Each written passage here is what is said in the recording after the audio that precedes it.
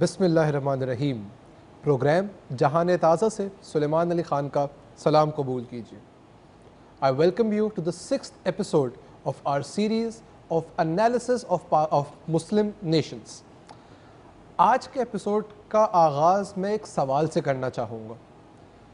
اگر آپ اپنے بچے کو ڈاکٹر بنانا چاہتے ہیں تو آپ اس کو کون سی تعلیم دیں گے؟ obviously میڈیسن کی. اگر آپ ایک بچے کو انجینئر بنانا چاہتے ہیں تو انجینئرنگ کی تعلیم دیں گے. اگر آپ ایک بچے کو پائلٹ بنانا چاہتے ہیں تو اس کو پائلٹ کی تعلیم دیں گے and the list goes on. لیکن اگر آپ اپنے بچے کو حقیقی مسلمان بنانا چاہتے ہیں تو آپ کو اس کو اسلامک ایجوکیشن دینی ہوگی. آج ہم لوگ اسی موضوع پہ گفتگو کرنے جا رہے ہیں کہ آخر اسلامک ایجوکیشن ہے کیا؟ What are the objectives? How to provide our children with Islamic education? تو اس موضوع کو بہتر سمجھنے کے لیے ہمارے ساتھ اسٹوڈیوز میں موجود ہیں ہمارے usual expert professor Kamran Ali Khan صاحب. السلام علیکم سر. وعلیکم السلام. تو سر ایجوکیشن ایکسٹریملی امپورٹنٹ اور اسپیسیفک ایجوکیشن بناتی ہے اسپیسیفک لوگ. اسپیشلائزڈ اسلامک ایجوکیشن اگر مسلمان بنانے کے لیے استعمال کی جانی چاہیے تو اسلامک ایجوکیشن کا اپنا آبجیکٹو کیا ہے؟ What are the objectives? صحیح سوال ہے, اہم سوال ہے, وقت کی ضرورت ہے. پہلی بات تو اہم بات یہ کہ اسلامک ایجوکیشن مسلمان نہیں بنائے گی, انسان بنائے گی. اچھا. ہاں, کیونکہ اسلام سلامتی کا نام ہے اور سلامتی یونیورسل ہے. یہ تو نہیں ہو سکتا کہ مسلمان سلامتی میں اور باقی غیر مسلم اہل کتاب سلامتی میں نہیں ہے. تو سلامتی تو یونیورسل چیز ہے. تو اسلامک ایجوکیشن ٹیکنیکلی کوئی چیز نہیں ہے. آپ کہیں گے جی یہ تو بڑی عجیب بات کر دی, میرا ٹاپک ہی خراب ہو گیا. ٹاپک ہی خراب ہو گیا. تو آپ ہمارا ٹاپک تھا اسلامک ایجوکیشن اور آپ کہہ رہے ہیں کہ اسلامک ایجوکیشن بذات خود کوئی چیز نہیں. میں اس کی مثال دیتا ہوں, یہ بہت بڑا سٹیٹمنٹ ہے. کیا مطلب ہے اس بات کا؟ بچپن میں ہم ایک سبجیکٹ پڑھتے ہیں اسلامیات, ہر اسکول میں پڑھایا جاتا ہے. بے شک. بلکہ اسکول میں کیا, اب تو کالج یونیورسٹی میں بھی ایک لازمی سبجیکٹ ہے کہ جی مینڈیٹری ہے اسلامک اسٹڈیز. ٹھیک ہے. اچھا, اسلامک اسٹڈیز کے نام پر جو چیز ایکچولی ہمیں پڑھائی جاتی ہے وہ اسلامک ہسٹری ہے. بے شک. ٹھیک ہے. اس وقت یہ ہوا, اتنے سالوں میں یہ ہوا, پھر یہ ہوا, پھر یہ ہوا, پھر یہ غزوہ ہوا. یہ سب ظاہر ہے بہت اہم ہے. لیکن جو اسلامیات ہے, بلکہ میں اگر آپ اجازت دیں تو ایک دوسرا لفظ استعمال کروں, جو ہم جب چھوٹے تھے دینیات, تو دینیات کا سبجیکٹ ہوتا تھا, اسلامیات نہیں ہوتا تھا, دینیات ہوتا تھا. انسان بنے گا نا تو بہترین مسلمان بھی بنے گا. ٹھیک ہے. قرآن کا طرز تخاطب کیا ہے؟ 99% جگہوں پر قرآن جب مخاطب ہوا ہے تو وہ انسان سے مخاطب ہوا ہے. یا ایھا الناس, ناس انسانیت. مسلمان سے بہت کم جگہوں پہ قرآن نے خطاب کیا ڈائریکٹلی. قرآن کا مطمع نظر یہ ہے کہ انسان کو, میں کئی بار یہ اپنے پروگرامز میں بات کر چکا ہوں نا کہ سورہ 3 میں اللہ کیا فرما رہے ہیں کہ ہم نے تمہیں احسن تقویم پہ بنایا, فائنسٹ آف دا کریشنز, اور پھر اسفل السافلین پہ چھوڑ دیا, لوئسٹ آف دا لوئسٹ. اور سفر کیا ہے؟ اپنی لوئسٹ فارم سے اپنی ہائیسٹ فارم پہ پہنچنا. بے شک. اس سفر میں جو چیز آپ کی ہیلپ کرے گی, جو آپ کے مائنڈ سیٹ کو ٹیلر کرے گی, جو آپ کی شخصیت کو اس سفر کے لیے تیار کرے گی کہ نیچے سے عروج پہ پہنچنا, یہ ہے دینیات. یہ ہے وہ اسلامک ایجوکیشن کہ جس سے انسان اپنے کائنات میں مقام کو سمجھے گا. اور یہ ایجوکیشن صرف مسلمان کے لیے نہیں ہے, یہ ہے فطرت کی تعلیم, یہ ہے قدرت کی تعلیم, یہ وہ تعلیم ہے جو ٹیکنیکلی دنیا کے ہر بچے کو ملنی چاہیے, چاہے وہ مسلمان ہو چاہے وہ مسلمان نہ ہو, کیونکہ معراج انسانیت کی ہے, اور اگر انسانیت اپنی معراج پہ جا رہی ہے تو اسلام اپنی معراج پہ جا رہا ہے. اسلام دین فطرت کہتے ہیں نا, اسلام دین فطرت ہے. ہر پیغمبر نے اسلام ہی کی تو تبلیغ کی ہے. آپ کا کیا خیال ہے کہ نعوذ باللہ نعوذ باللہ نعوذ باللہ, کیا اللہ رب العزت سے کوئی غلطی ہو گئی کہ پہلے انہوں نے کوئی اور دین بھیجا, پھر کوئی اور فائنلی نعوذ باللہ اللہ کو احساس ہوا کہ نہیں اب تو اسلام بھیجنا چاہیے. حضرت آدم بھی اسلام لے کر آئے, دین فطرت. دین فطرت کیا ہے؟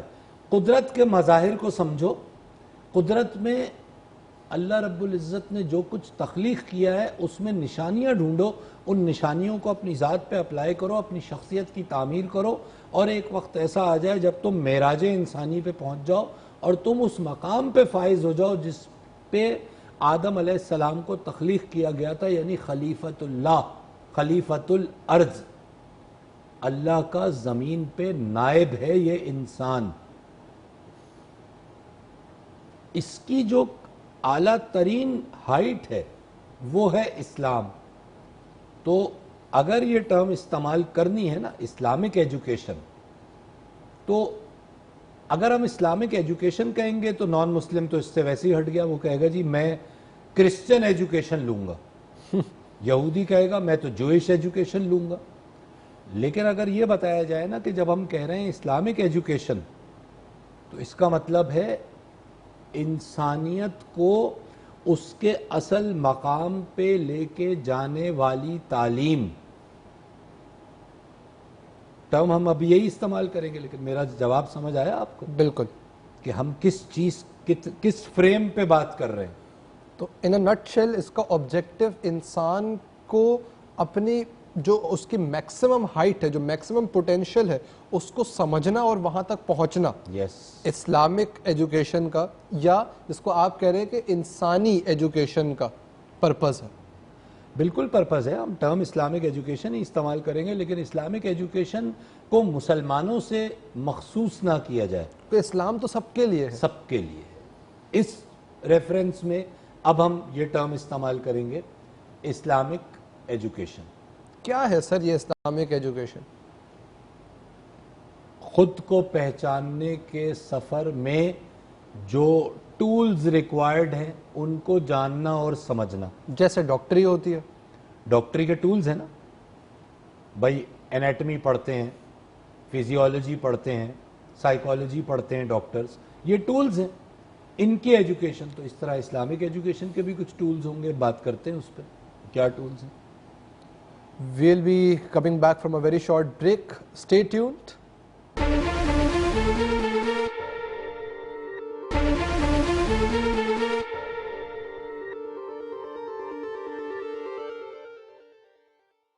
Welcome back viewers. تو ہم لوگ سر گفتگو کر رہے تھے ابھی کہ اسلامک ایجوکیشن کیا آبجیکٹو کیا ہے, پرپس کیا ہے. سر جیسے ڈاکٹری جب سکھائی جاتی ہے تو اس کا ایک سلیبس ہوتا ہے, اس کے اندر آپ کو سکھایا جاتا ہے کہ آپریشنس کیسے کنڈکٹ کرنے ہیں, میڈیسنس کے بارے میں, اور ویسے انجینئرنگ میں آپ کو سکھایا جاتا ہے کہ چیزیں مینوفیکچر کیسے کرنی ہے, نٹ پانے کیسے استعمال کرنے ہیں, ان شارٹ. تو سر اسلامک ایجوکیشن کا کیا سلیبس ہونا چاہیے, کیا ٹولز ہے جس سے وہ ہمیں کوئپ کرے گا؟ اچھا, میں ایک مثال سے یہ بات کروں گا. پہلے تو میں اس کو بریک ڈاؤن کروں گا پرائمری اور سیکنڈری لیول پہ, کیونکہ دیکھیے جو ذہن سازی ہے نا وہ بچپن میں ہوتی ہے. تو اگر آپ شروع کریں بچے کی پیدائش سے لے کے 6 سال کی عمر تک رفلی, جب وہ اسکول جانے لگتا ہے, تو یہ تو وہ تربیت کا وقت ہے کہ جب وہ بچہ گھر میں ہے, تو یہ تو ذمہ داری آ گئی ماں باپ کی. اچھا, اس پہ ہم ایک پروگرام میں پہلے بہت ڈیٹیل سے بات کر چکے ہیں, لہٰذا میں اس کو اسکپ کرتے ہوئے, ورنہ بات بہت لمبی ہو جائے گی. اب میں پہنچ گیا اسکول, ٹھیک ہے. اب ایک میں مثال دے رہا ہوں کہ ایک اسکول ہے جو کہتا ہے کہ میں اسلامک اسکول ہوں. سر ہر گلی محلے میں روز کے روز کھلے جا رہے ہیں. ٹھیک ہے, الحمدللہ اچھی بات ہے. ہم کسی کو, ظاہر ہے ہمارا مقصد تنقید کرنا نہیں ہے, تعمیر کرنا ہے. تو شاید اس بات سے کسی کو اندازہ ہو کہ میں مثال سے بات کروں گا, کیونکہ اگر میں تھیوریٹیکلی بات کروں گا کہ کیا ہونا چاہیے کیا نہیں ہونا چاہیے, وہ بات شاید اتنی سمجھ نہ آئے. ایک اسلامک اسکول ہے. اب پرائمری کے اندر کیا ہونا چاہیے, میں ایک مثال لیتا ہوں. قرآن پاک کا ایک بڑا حصہ انبیاء کے اور ان کی اقوام کے واقعات ہیں. ٹھیک ہے, حضرت ابراہیم علیہ السلام سے منسوب واقعات ہیں, حضرت موسیٰ علیہ السلام کے بے شمار واقعات ہیں, بنی اسرائیل کا بہت ذکر ہے. ٹھیک ہے, حضرت سلیمان علیہ السلام, حضرت یوسف علیہ السلام, ٹھیک ہے, حضرت یحییٰ علیہ السلام, یہ واقعات موجود ہیں. ٹھیک ہے, ایک واقعہ لے لیتے ہیں. اب اس کو ہم بریک ڈاؤن کر رہے ہیں اسلامک سسٹم پہ, کیسے اس واقعے کو پڑھانا ہے. مشہور واقعہ ہے کہ حضرت ابراہیم علیہ السلام جب نمرود کے سامنے حاضر ہوئے, اور اس کا بیک گراؤنڈ یہ ہے کہ حضرت ابراہیم علیہ السلام کے جو والد تھے, آزر ان کا نام تھا, اور وہ بت بناتے تھے, بتوں میں پوجا ہوتی تھی, سب نے یہ واقعہ سنا. ٹھیک ہے, حضرت ابراہیم نے کیا کیا کہ ایک دن جب آزر اور باقی پوری قوم کسی میلے میں گئی ہوئی تھی, تو آپ نے جناب کلاڑی اٹھائی اور بتوں کو توڑنا شروع کر دیا. کسی کی ناک کاٹی, کسی کا کان کاٹا, ٹھیک ہے, کسی کا ہاتھ توڑ دیا, اور کلاڑی آخر میں جو سب سے بڑا بت تھا اس کے کندھے پہ لگا کے ٹکا دی, گھونپ دی وہاں پہ. جب واپس آئے تو سب اپنے, نعوذ باللہ ان کے خدا تھے, تو بہت حیران ہوئے. انہوں نے کہا جی یہ کیا, ٹھیک ہے نا. حضرت ابراہیم سے پوچھا, سب کو پتا تھا کہ یہ نہیں مانتا ہے کہ بھئی یہ تم نے کیا ہے. تو آپ نے کہا کہ تم اپنے اس بڑے خدا سے کیوں نہیں پوچھ لیتے جس کے کندھے پہ کلاڑی لگی ہوئی ہے. ٹھیک ہے, لوگ بہت ناراض ہوئے, حضرت ابراہیم کو بادشاہ کے دربار میں لے گئے. نمرود بادشاہ تھا. نمرود نے کہا کہ تم کس خدا کی پرستش کرتے ہو؟ آپ نے فرمایا کہ میں خدا واحد کی پرستش کرتا ہوں جو زندہ رکھتا ہے اور مارتا ہے. نمرود نے ایک آدمی کو بلایا جو سزائے موت کا مجرم تھا, اس کی سزا معاف کر دی, اور ایک ایسے آدمی کو بلایا جس پہ کوئی مقدمہ ہی نہیں تھا اور اس کو قتل کروا دیا, اور کہا کہ یہ تو میں بھی کرتا ہوں, نعوذ باللہ تمہارا خدا کیا کرتا ہے, میں بھی مارنے اور زندگی دینے پہ قدرت رکھتا ہوں. اس کے بعد حضرت ابراہیم نے کیا کہا, میرا رب وہ ہے جو مشرق سے سورج طلوع کرتا ہے, تو اسے مغرب سے طلوع کر کے دکھا دے. وہ نمرود حیران ہو گیا, قرآنی واقعہ. پھر نمرود نے حضرت ابراہیم کو آگ میں ڈلوا دیا, وہ آگ گلے گلزار ہو گئی, سرد ہو گئی قرآن کی زبان میں. یہ واقعہ آپ نے بھی پڑھا ہے, میں نے بھی پڑھا ہے. یہ میں نے وہ واقعہ لیا ہے جو کم و بیش ہر شخص نے اپنی زندگی میں بچپن میں پڑھا اور سنا ہے کتاب میں. اب اسلامک ایجوکیشن کیا ہے اس واقعے سے؟ حضرت ابراہیم علیہ, بچوں کو بتا رہے ہیں, بچے تو واقعات انٹرسٹنگ واقعہ ہے نا. بچے کو آپ نے بتایا کہ بیٹا پیغمبر نے بت توڑنا شروع کیے, بیٹا آپ کو پتہ ہے بت کیا ہوتا ہے؟ بچے نے کہا کہ ہاں, پتھر کا مجسمہ ہوتا ہے. تو پتھر کا مجسمہ کیا خدا ہو سکتا ہے؟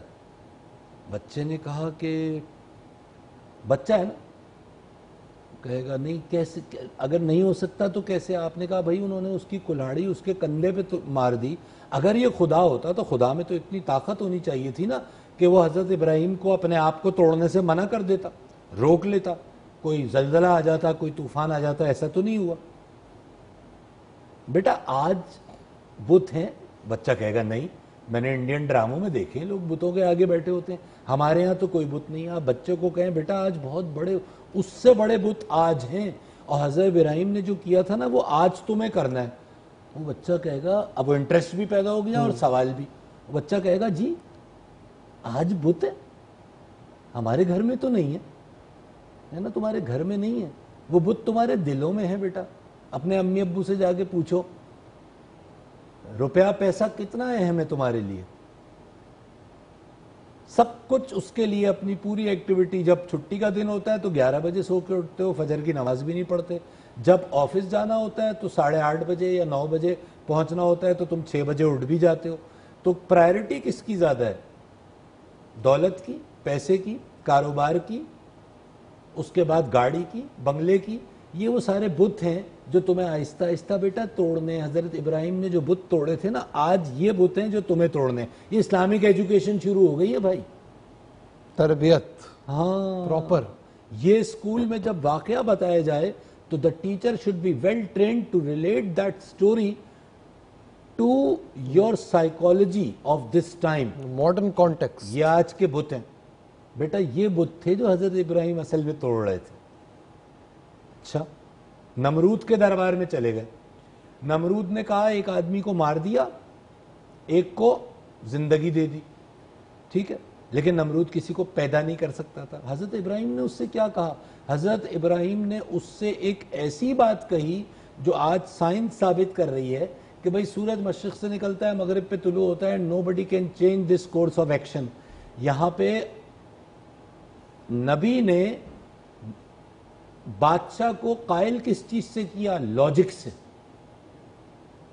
آج کے دور میں یہ لاجک اپلائی کرنی ہے. آج کے دور میں تم یہ کہو کہ جی پانی گلاس میں ڈالنا ہے, نہ کہ گلاس پانی میں الٹا کر کے رکھ دیں تو پانی خود گلاس میں بھر جائے گا, کیونکہ پانی اوپر نہیں جا سکتا. چیزوں کو آج کے دور سے ریلیٹ کریں. نمرود نے ابراہیم علیہ السلام کو آگ میں ڈال دیا. بیٹا آپ کو آگ میں ڈالا گیا ہے کبھی؟ نہیں. ہمیں کہاں آگ میں ڈالا گیا. کبھی آپ کے والدین کو آگ میں ڈالا گیا؟ نہیں. بیٹا کبھی آپ کے گھر میں جھگڑا ہوا ہے؟ جی ہوا تو ہے. کبھی کبھی امی ابو لڑتے ہیں. جب امی ابو لڑتے ہیں تو آپ کو کیسا فیل ہوتا ہے؟ ماحول بالکل ایسا نہیں ہوتا جیسے بہت گرمی ہو, بہت تپش ہو, آپ کو آگ میں ڈالا جا رہا ہو. آگ جیسی گرمی. اور بچے کو ان واقعات کے ذریعے آج کے حالات کو ان واقعات کے تناظر میں سمجھانا. آگ پھول بن گئی, گلزار ہو گئی, سرد ہو گئی. قرآن میں پھول تو نہیں کہا گیا, سرد ہو گئی کہا گیا. آگ سرد ہو گئی. آگ سرد ہونے کا مطلب کیا ہے؟ کہ اگر آپ اپنی ایموشنل انٹیلیجنس کو استعمال کرتے ہیں اور آپ کسی جھگڑے میں, کسی فساد میں, کسی ٹف سچویشن میں سٹینڈ لے کے کھڑے ہو جاتے ہیں تو قدرت کی تمام فورسز آپ کی مدد پہ آ جاتی ہیں. آگ سرد ہوتی ہے. یہ میں بہت ڈیٹیل میں بتا نہیں پا رہا کیونکہ وقت نہیں ہے اتنا, لیکن مائی پوائنٹ از کہ جب تک ان واقعات کو آج بچے کے ذہن میں ڈویبلز کے طور پہ نہیں بنائیں گے. بچہ ظاہر ہے ابراہیم علیہ السلام تو نہیں ہے آبویسلی, ٹھیک ہے, لیکن ان باتوں میں سے ڈویبل چیزیں نکالنا چھوٹی چھوٹی اور بچے کے ذہن میں اس طرح بٹھا دینا کہ کل جب وہ ایک سچویشن میں جائے, ایک ٹف سچویشن میں جائے, تو وہ کہے ہاں یار میرے نبی حضرت ابراہیم کو بھی تو آگ میں ڈالا گیا تھا, تو یہ ٹف سچویشن میرا کیا بگاڑ سکتی ہے؟ میرے پیچھے اللہ کی مدد ہے. خوبصورت. یہ ہے اسلامک ایجوکیشن. اسی بات کو سر کنٹینیو کرتے ہیں ایک چھوٹے سے بریک کے بعد. Viewers stay tuned.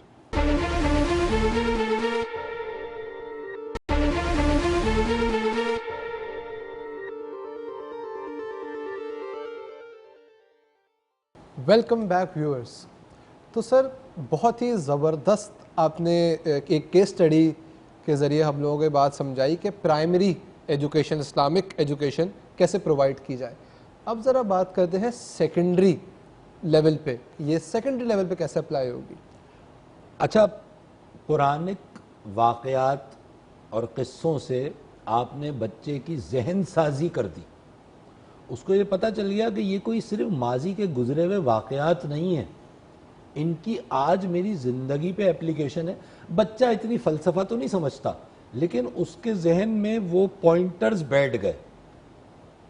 ٹھیک ہے, اب سیکنڈری ایجوکیشن میں وہ آیا, اب اس کا ظاہر ہے سائنس وغیرہ اس نے پڑھنا شروع کر دی ایز اے سبجیکٹ. سائنس میں بچے کو 6 7ویں کلاس میں ایٹم پڑھایا جاتا ہے. ٹھیک ہے, بیسک سائنس شروع ہوتی ہے اسٹرکچر آف ایٹم سے. ٹھیک ہے جی, ایٹم میں نیوکلیس ہے, نیوکلیس میں نیوٹران ہے, پروٹون ہے, ارد گرد الیکٹرانز ہیں جو ایک اپنے اپنے آربٹس میں موو ہو رہے ہیں. ٹھیک ہے, روٹیشن ہو رہی ہے. ٹھیک ہے, گردش کر رہے ہیں. اب یہاں پر اب سائنٹیفک, اب قرآن کی اب قصوں والی باتیں ہو گئی, ذہن سازی شروع ہو گئی. اب بچے کو لائے ماڈرن علوم پہ, سائنس پہ لائے. اس نے کہا بیٹا تمہیں پتہ ہے کہ سورہ یاسین میں اللہ رب العزت فرما رہے ہیں کہ ہر چیز ایک مخصوص رفتار سے اپنے مدار میں گھوم رہی ہے. وَكُلٌّ فِي فَلَكٍ يَسْبَحُونَ. تو یہ جو ایٹم, یہ جو تم نے ابھی پڑھا ہے نا سائنس میں, یہ الیکٹرانز اس نیوکلیس کے ارد گرد اپنے اپنے آربٹ میں, اپنے اپنے مدار میں گھوم رہے ہیں. یہی سسٹم بڑے لیول پر کائنات میں بھی ہے. یہ بھی تم نے سائنس میں پڑھا ہے کہ جی سن, سولر سسٹم میں ہمارا پلانٹ, ہمارا سٹار ہے, یہ 9 پلانٹس ہیں جس میں ارتھ بھی ہے, اور یہ ایک خاص آربٹ میں سن کے ارد گرد گھوم رہی ہے. ایگریڈ؟ جب پورا چکر لگاتی ہے تو 1 سال ہوتا ہے, جب یہ اپنے روٹیٹ کر رہی ہے تو 1 دن ہوتا ہے, اور پھر وہ سولر سسٹم بڑے سسٹم میں وہ ایک اور سسٹم پہ گھوم رہا ہے. یہ دیکھو بیٹا, یہ لکھا ہوا قرآن میں, ہر چیز اپنے مدار میں گھوم رہی ہے. قرآن میں یہ آیت مختلف مقامات پہ موجود ہے اسی طرح سے. میں نے ایک مثال دی سورہ یاسین کی, ٹھیک ہے. دن اور رات چینج ہو رہا ہے, دیکھ رہے ہیں, قرآن میں موجود ہے, ٹھیک ہے. سائنٹیفکلی دن اور رات کس کو کہتے ہیں, قرآن میں موجود ہے, ٹھیک ہے. اللہ کی جتنی قدرت میں نشانیاں جن کی اسٹڈی کا نام سائنس ہے, ان کو میپ کریں قرآنک فینومینا سے. اچھا, کائنات کی سب سے بڑی حقیقت جس سے سائنس نے 1929 میں ایڈون ہبل نے پردہ اٹھایا, اس نے کہا کہ جی لمبی بات ہے سائنٹیفک, وہ میں نہیں کروں گا. ریڈ شفٹ کا فینومینا ڈسکور ہوا اور اس سے پتہ چلا کہ جی پوری کائنات دراصل کانٹریکٹ ہو کر ایک ذرے میں تھی, اور وہ ذرہ ایک بہت عظیم الشان دھماکے سے پھٹا جس کو سائنس نے بگ بینگ کا نام دیا. بالکل. اور پوری کائنات آج کی سب سے مستند سائنٹیفک تھیوری ہے کریشن آف یونیورس کے حوالے سے کہ پوری کائنات ایک عظیم الشان دھماکے کی نتیجے میں وجود میں آئی, اور اس دھماکے کا نام ہے بگ بینگ. ٹھیک ہے, بالکل. یہ بچے کو آپ نے پڑھایا. سورہ انبیاء قرآن کی 21ویں سورت آیت نمبر 30 میں یہ ایگزیکٹ لکھا ہوا ہے کہ پہلے زمین و آسمان ایک دوسرے سے جڑے ہوئے تھے, پھر ہم نے انہیں پھاڑ کے الگ کر دیا. ایک آیت میں پورا بگ بینگ ڈیفائنڈ ہے 1400 سال پہلے, جب اس قسم کی کوئی نالج نہیں تھی. یہ تو 1929 میں پتہ چلا, ابھی 100 سال بھی نہیں ہوئے. ٹھیک ہے, آپ نے بچے کو بتایا کہ دیکھو بیٹا یہ لکھا ہوا, یہ اللہ رب العزت نے ہمیں بتایا. ٹھیک ہے, اسی آیت کا اگلا حصہ, اسی ایک آیت میں 2 عظیم الشان باتیں اللہ نے فرما دی. ایک بگ بینگ بتا دیا, اور اس کے بعد بتا دیا کہ ہر زندہ چیز پانی سے بنائی گئی. آج سائنس کا فنڈامنٹل فیکٹ ہے, all living things are created out of water. بے شک. ٹھیک ہے, قرآن کی ایک آیت میں 2 اتنی بڑی بڑی حقائق موجود ہیں. This is how you teach science. اب یہ اسلامیات کا مضمون نہیں ہے, یہ دینیات کا مضمون بھی نہیں ہے. آپ پڑھا سائنس رہے ہیں, لیکن سائنٹیفک فیکٹس کو قرآن سے میپ کرتے چلے جا رہے ہیں. تو بچہ سائنس بھی پڑھ رہا ہے, اور اس کو یہ بھی پتا چل رہا ہے کہ یہ جو میں پڑھ رہا ہوں یہ اس وقت بتا دیا گیا تھا کہ جب اس علم کا کوئی وجود نہیں تھا. آپ یقین جانیے کیا وہ اس کے اندر وہ چیز پیدا ہوگی, وہ فیت اور ایمان پیدا ہوگا اس چیز کو پڑھنے کے بعد اس انداز میں. ٹھیک ہے نا, 2000 سال پہلے سمجھا جاتا تھا کہ ہر چیز اسٹیشنری ہے. ٹھیک ہے, پلاٹینس نے کہا ہر چیز اسٹیشنری ہے. اس کے بعد کوپرنیکس آیا 15ویں صدی میں, اس نے کہا کہ نہیں جی زمین جو ہے وہ اس کے وہ گھوم رہی ہے, اور چیزوں کے مدار ہیں اس میں چیزیں گھوم رہی ہیں. اور آج سائنس یہ کہتی ہے کہ ہر چیز گھوم رہی ہے, نتھنگ از اسٹیشنری. قرآن یہ بات آپ کو 1400 سال پہلے بتا رہا ہے. وَكُلٌّ فِي فَلَكٍ يَسْبَحُونَ. پانی کا سیپریٹ ہونا, بادل کا وزن ہونا, بادل کا وزن, آئرن کا آسمان سے آنا, یہ سب کیا ہے؟ آپ کا نوجوان، آپ کا ابھرتا ہوا ذہن سیکنڈری لیول پر جب یہ سائنٹیفک فیکٹس پڑھ رہا ہے، اب آپ الگ سے اسلامیات کا مضمون نہ پڑھائیں اسے. آپ کے جو ظاہر ہے اس کے لیے ٹیچر ٹریننگ کرنی پڑے گی، ٹھیک ہے. آپ یہ ٹریننگ ٹیچرز کو دیں اور وہ ٹیچرز پھر یہ بات بچوں کو بتائیں کہ ہر مضمون میں میتھمیٹکس، ٹھیک ہے. اللہ رب العزت فرما رہے ہیں ان اللہ علی کل شیء قدیر. اس کا جنرل ترجمہ ہم کیا کرتے ہیں؟ بے شک اللہ ہر چیز پہ قادر ہے. یقیناً اس میں کوئی شک نہیں ہے، لیکن اگر آپ اس کی سائنٹیفک ڈیپتھ میں جائیں تو قاف دال رے جو قا دا را کی روٹ ہے، جس سے قادر بھی ہے قدیر بھی ہے، قدرت تو قادر قدیر مقتدر، یہ قرآن کے الفاظ ہیں، ٹھیک ہے. یہ روٹ کہتی ہے پریسائز کیلکولیشن، میٹیکولس کیلکولیشن. تو ان اللہ علی کل شیء قدیر کا مطلب یہ ہے کہ ہم نے ہر چیز کو انتہائی، بے شک اللہ نے ہر چیز کو انتہائی پریسائز ترین کیلکولیشن کے تحت بنایا ہے. اور یہ فارمولے جو میتھس کے فارمولے ہیں، یہ اس کیلکولیشن کو جب انسان کے ذہن پہ آشکار ہوتی ہے تو وہ سائنٹسٹ اس کو فارمولے کی صورت میں ایکسپریس کر دیتا ہے. فزکس ایک ایکسپلوریٹری سائنس ہے، وہ کوئی چیز ایجاد نہیں کرتی، وہ نیچر کو کوانٹیفائی کرتی ہے، ڈسکور کرتی ہے. تو یہ ڈسکوری اللہ رب العزت نے بتا دیا کہ یہ فارمولے جو تم بتا رہے ہو، تم کہہ رہے ہو distance is equal to velocity into time, physics کا پہلا فارمولہ جو پڑھایا جاتا ہے، ٹھیک ہے. جو ڈسٹینس آپ کور کرتے ہیں وہ ویلوسٹی، آپ کی رفتار کو جب ضرب دیتے ہیں وقت سے تو ڈسٹینس آ جاتا ہے، ٹھیک ہے. تو یہ جو فلسفی ہے، یہ جو فارمولہ ہے، یہ کیلکولیشن ہے نا. تو آپ بتائیے کہ یہ کیلکولیشن، ان کیلکولیشنز کے بانی کون ہیں؟ یہ کیلکولیشنز قدرت میں موجود ہیں، میتھس نے تو صرف ان کو ڈسکور کیا ہے اور ان کو ایک فارمولے کی صورت میں پیش کر دیا. یہ کیلکولیشن بنائی نہیں ہے. بنانے والا خالق کون ہے؟ یہ ہے بھائی اسلامک ایجوکیشن.